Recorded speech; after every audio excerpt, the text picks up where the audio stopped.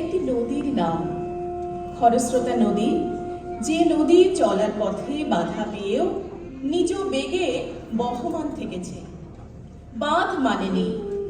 আমজনতার সমুদ্রে মেশার আকুলতা নিয়ে যে নদী গল্প থেকে নাটকে, নাটক থেকে সিনেমায় ছুটে এসেছে, সে নদীর কেবল চলমানতার তাগিদ ছিল, ছিল না যশ খ্যাতির বাসনা। চলার পথের প্রতিও ছিল না কোনো মোহ। তিনি ভালোবেসেছিলেন তার দেশ ও দেশের মানুষকে। এই মহৎ ভালোবাসার টানে তিনি চলচ্চিত্র নির্মাতা, আর তার চলচ্চিত্র সেই সব মানুষের জন্য যারা শোষিত, নিপীড়িত, যাদের জীবন বড় মলিন, বিবর্ণ। তাদের কথা সেলুলয়েডের পাতায় পাতায় এমন গভীর মমত্ব দিয়ে শিল্পসম্মতভাবে ঋত্বিক ঘটকের আগে কেউ বোধহয় দেখাননি। আর তাই তিনি একক, অনন্য, অদ্বিতীয়।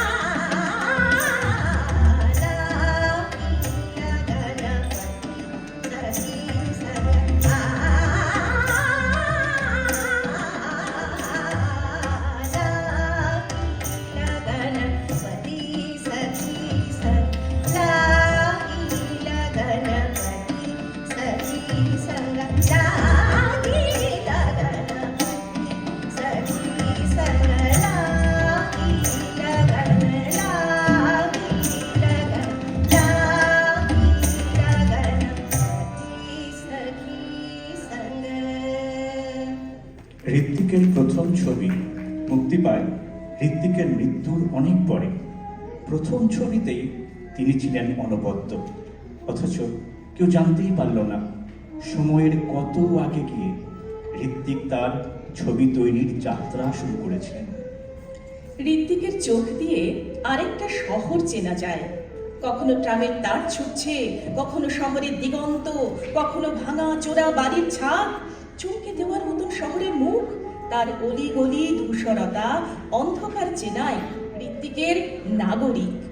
ঋত্বিক সক্ষম বাস্তব চিত্র আঁকতে। আদিবাসী জীবনযাত্রা নিয়ে নাগরিক বিবেককে জাগিয়ে তোলার ব্যাপারে ঋত্বিক একজন পথপ্রদর্শক।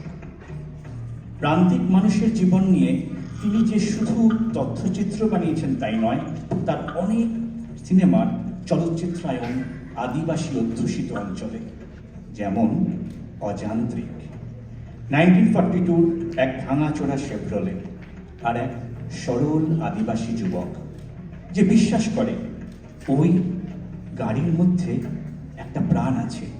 এই অবিস্মরণীয় ভালোবাসার গল্প অযান্ত্রিক। ছোটবেলায় গ্রীষ্ম ও পুজোর ছুটিতে ছুটি ছুটি নামের একটি অনুষ্ঠান হতো দূরদর্শনে। সেখানে একটি সিনেমা প্রায়ই দেখানো হতো। ঝিলঝিলে পুরনো সাদা কালো সিনেমা, কোথাও খুব স্পষ্ট নয়, কিন্তু সিনেমাটি আজও মনে দাগ কেটে আছে। কাঞ্চন নামের একটি বাচ্চা ছেলে, খুব দুষ্টু। সে এক ফেরিওয়ালার পিছু নিয়ে গ্রাম থেকে শহরে একদিন পালিয়ে এসেছে। ছেলেটির উপর খুব মায়া হতো। সিনেমাটির পরিচালক শুধু নয়, কাহিনীকারও স্বয়ং ঋত্বিক ঘটক।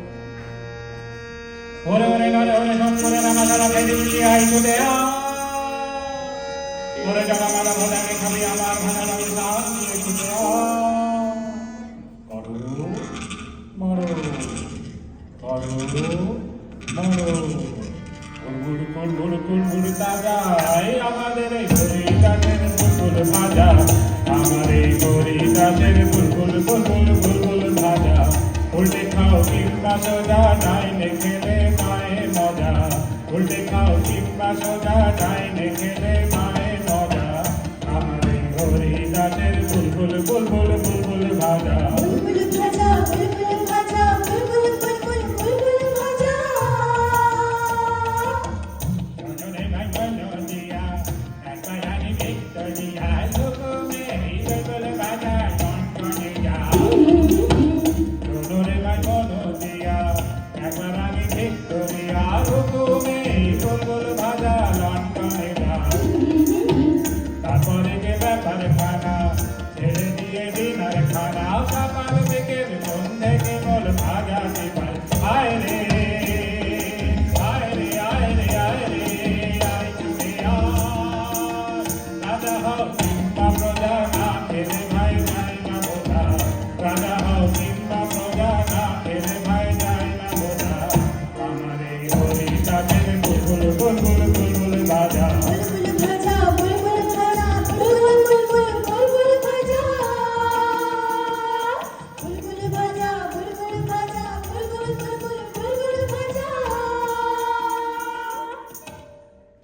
মেঘে ঢাকা তারার সিনেমাটোগ্রাফি বহুলাংশে অর্থবহ।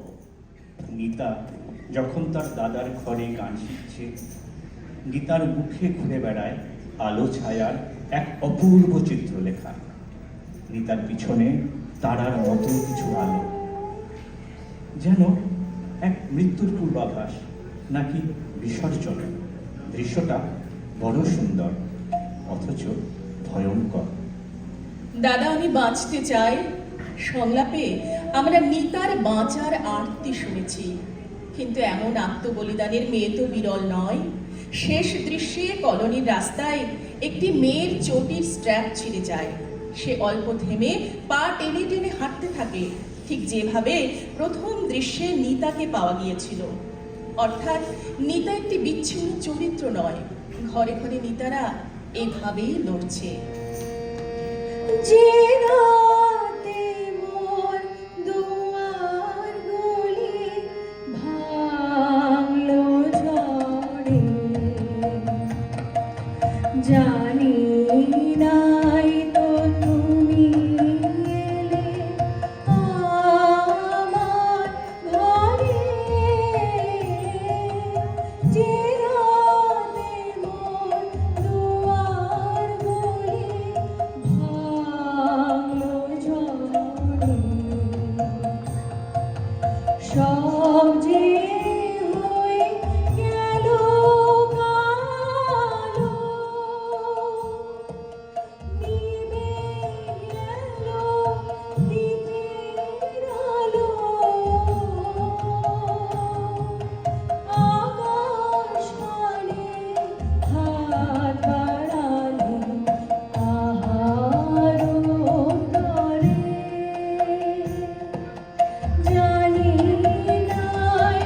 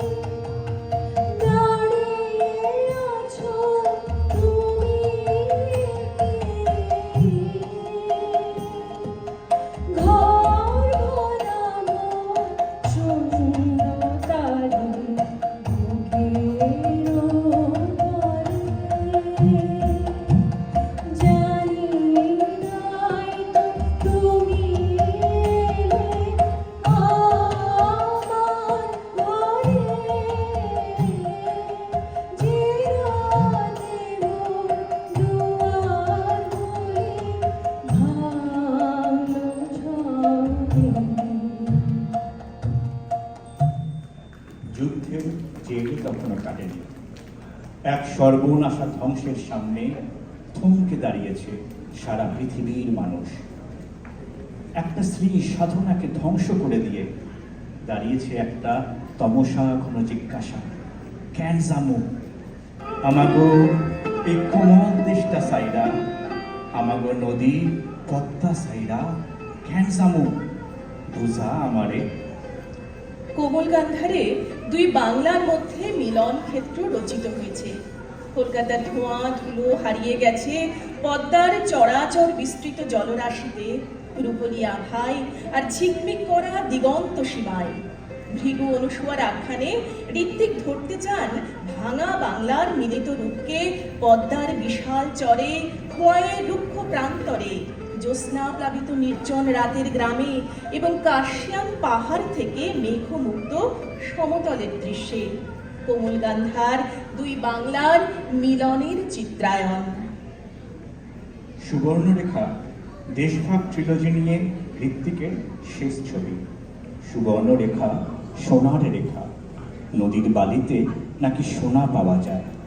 ঋত্বিকের এই দৃশ্যকল্প আমাদের মস্তিষ্ক আক্রমণ করে, ঘুমোতে দেয় না।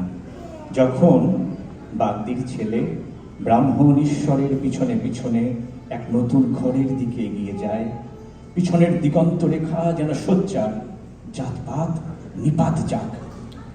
বিস্তৃত এক পরিত্যক্ত এয়ারোড্রোমের মাঝখান দিয়ে একটা ফাটল চলে গেছে, তার উপর দিয়ে গান করতে করতে আসছে ছোট্ট সীতা। ওই মাটির ফাটল সীতার নামের মাহাত্ম্য ব্যাখ্যা করছে। ওই পরিত্যক্ত এয়ারপোর্টে কালীর আবির্ভাব। ছোট্ট সীতা নিচ থেকে দেখছে যেন ভয়াল মাতৃমূর্তি, যে কিনা ধ্বংসের পরিচায়ক। শান্তির শৈশব ধাক্কা খাচ্ছে ধ্বংসের রূপের সাথে। সীতা নামে জড়িয়ে থাকা শান্ত রূপ খান খান হয়ে ভেঙে পড়ে মেলোড্রামায়। ধানের খেতে রৌদ্র ছায়ায় লুকোচুরি খেলা রে ভাই, লুকোচুরির খেলা। আজ ধানের খেতে রৌদ্র ছায়ায় লুকোচুরি খেলা রে ভাই, লুকোচুরির খেলা। নীল আকাশে কে ভাসালে সাদা মেঘের মেলা রে ভাই, লুকোচুরি খেলা। আজ ভ্রমণে মধু খেতে উড়ে বেড়ায় আলোয় মেতে। আজ কিসের তরে নদীর চরে, কিসের তরে নদীর চরে, চলা চোখের মেলা। নীল আকাশে কে ভাসালে সাদা মেঘের মেলা রে ভাই, লুকোচুরি খেলা। উড়ে যাবো না আজ ঘরে রে ভাই, যাবো না আজ ঘরে। ওরে আকাশ ভেঙে বাহিরকে আজ দেবো রে লুট করে, যাবো না আজ ঘরে। যেন জোয়ার ঝড়ে ফেনা রাশি, বাতাসে আজ ছুটছে হাসি। আজ বীণা বাজে বাজে বাঁশি, বীণা বাজে বাজে বাঁশি, কাঁদবে সকল বেলা। নীল আকাশে কে ভাসালে সাদা মেঘের মেলা রে ভাই, লুকোচুরি খেলা। আজ ধানের খেতে রৌদ্র ছায়ায় লুকোচুরি খেলা রে ভাই, লুকোচুরি খেলা। তিতাস নদী। তিতাসের বুকে ভাসমান পালতোলা নৌকা, উন্মুক্ত আকাশ, জলের শব্দ, পাখির ডাক, আর আবহে বাঁশি। এই যে বাদের দল বহ সাজাইয়া চলে, খালি চলে, খালি চলে, খালি চলে। জলের শব্দের ধারাবাহিকতা বজায় রেখে ঋত্বিক পৌঁছে যান মালদের গ্রামে। মালদের অবচেতনে ঈশ্বর ও ঈশ্বরী অধিষ্ঠান, আর তাই তাদের বিয়েতে কোনো আচার অনুষ্ঠানই নেই। এক লোকজ সঙ্গীতের সঙ্গে নিঃশ্বাস প্রশ্বাসের উথাল পাথাল ঋত্বিক তৈরি করেন এক অপূর্ব মনরাজ। সুন্দরী কন্যা সাধু প্রিয়া সাধু, সাধু সুন্দরী কন্যা সাধু প্রিয়া সাজে।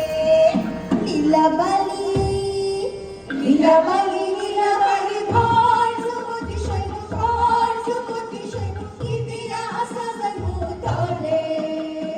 কাটার জায়গা দেখা দিল জড়ওয়ালা গায়া সৈন্য, জড়ওয়ালা গায়া সৈন্য, ইতিহাস সাজানো তলে। নাকসাইয়া হা হা, নাকসাইয়া নাকুল দিল, কান্না লাগাইয়া সৈন্য, কান্না লাগাইয়া সৈন্য, ইতিহাস সাজানো তলে। ইতিহাস সাজানো তলে। লীলাবালি লীলাবালি ভর যুবতী সৈন্য, ভর যুবতী সৈন্য, ইতিহাস সাজানো তলে। কানে সাইয়া হা হা, কানে সাইয়া কাটা দিল, মতিয়া লাগাইয়া সৈন্য, মতিয়া লাগাইয়া সৈন্য, ইতিহাস সাজানো তলে। গলা চাইয়া হার দিল, বীরা লাগাইয়া সৈন্য, বীরা লাগাইয়া সৈন্য, ইতিহাস সাজানো তলে। লীলাবালি লীলাবালি লীলাবালি লীলাবালি লীলাবালি লীলাবালি ভর যুবতী সৈন্য, ভর যুবতী সৈন্য, ইতিহাস সাজানো তলে। ঋত্বিকের ছবিতে এক অপূর্ব নেমেসিসের ইঙ্গিত পাওয়া যায়। তার প্রকৃষ্ট উদাহরণ বোধহয় তার শেষ ছবি যুক্তি তর্ক গপ্প। ছবির কেন্দ্রীয় চরিত্র নীলকণ্ঠ ও দুর্গা যেন হরপার্বতী। তাদের সম্পর্কের টানাপোড়েন ফুটিয়ে তোলে লোকজ শিল্পে সুপ্ত থাকা হরপার্বতীর মিলন ও কোন্দল। নীলকণ্ঠের অন্তরালে থাকা ঋত্বিক সত্যের মুখোমুখি হন গুলিবিদ্ধ হয়ে। সত্যের জগতে প্রবেশের পূর্বে অগ্নিশুদ্ধ হয়ে তার ঈপ্সিত স্বপ্নভূমির দিকে যাত্রা করলেন। আমার অঙ্গে অঙ্গে কি বাজায়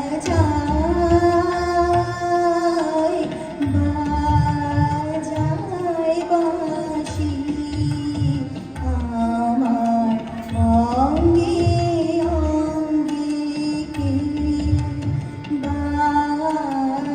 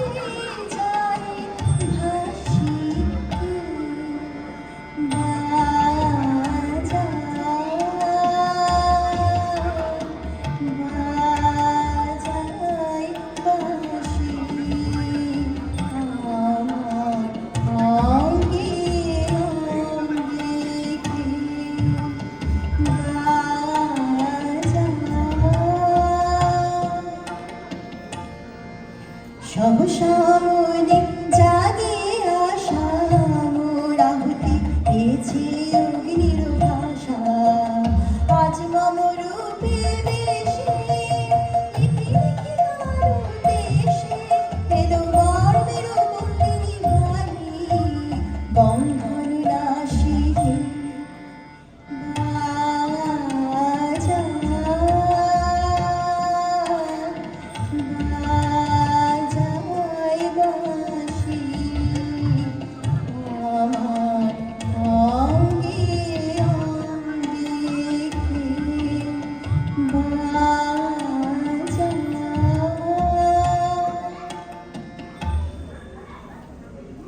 দাদা, আমি যে বাঁচতে বড় ভালোবাসি। দাদা, একবার বলো আমি বাঁচবো। আমি পড়ছি, ব্রহ্মাণ্ড পড়ছে, সব পড়ছে। প্রথম দেখায় তোমাকে চিনতে পারিনি, ভেবেছিলাম তুমি সাধারণ। আজ দেখছি তুমি মেঘে, নাকি তুমি একটি তারা। চারপাশের অবস্থার চাপে মেঘে ঢাকা আকাশের মধ্যে নিষ্প্রভ ভসা ভসা তোমার চোখ। ভাবো ভাবো, ভাবা প্র্যাকটিস করো।